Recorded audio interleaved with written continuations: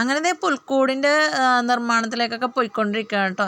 അപ്പോൾ അതേ പുൽക്കൂട് ഞങ്ങൾ എപ്പോഴും കാർട്ടൺ ബോക്സും ഒക്കെ കൂടിയാണ് വെക്കുന്നത്. ഇപ്രാവശ്യം ദേ പുൽക്കൂടിൻ്റെ പറ്റിയ ഒരു പുൽത്തകിടി പോലത്തെ ഒരു സാധനം ഞങ്ങൾക്ക് കിട്ടി. അപ്പോൾ അത് കഴിഞ്ഞ പ്രാവശ്യം ഞങ്ങൾ ചെറുതായിട്ടൊക്കെ വെച്ചു. അപ്പോൾ ഇപ്രാവശ്യം ഞങ്ങൾ അത് തന്നെ ഫുള്ളാക്കി ഞങ്ങൾ വെച്ചു കേട്ടോ.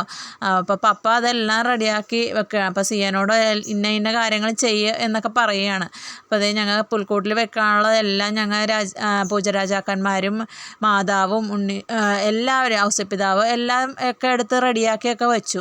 അതേ ട്രീ ഒക്കെ ഞങ്ങൾ മുകളിൽ കയറ്റിയാണ് കേട്ടോ വെച്ചേക്കണം. വേറെ സ്ഥലം ഒക്കെ പരിമിതമാണ് ഞങ്ങൾക്ക്. അപ്പോൾ ട്രീ ഒക്കെ എല്ലാം റെഡിയാക്കി സ്റ്റാറൊക്കെ വേറെ ഇട്ടു. സ്റ്റാർ ഞങ്ങൾ ഇത് 1-ാം തീയതി ഇട്ടൊക്കെ സ്റ്റാറാണ്. അപ്പോൾ അതല്ലാതെ കണ്ട് ഞങ്ങൾ വേറെ സ്റ്റാറൊക്കെ 3-4 ഒക്കെ ഇട്ട് കേട്ടോ. അപ്പോൾ ഇതേ എല്ലാം അതിനുള്ള ലൈനും ഒക്കെ കാര്യങ്ങളൊക്കെ പപ്പ എല്ലാം റെഡിയാക്കിയാണ്. പപ്പക്ക് സൺഡേ ആണല്ലോ ഒഴിവ് കിട്ടുള്ളൂ. അപ്പോൾ അത് കാരണം ഞങ്ങൾ അതെല്ലാം റെഡിയാക്കാനായിട്ട് അന്ന് തന്നെ ഞങ്ങൾ നിർത്തി.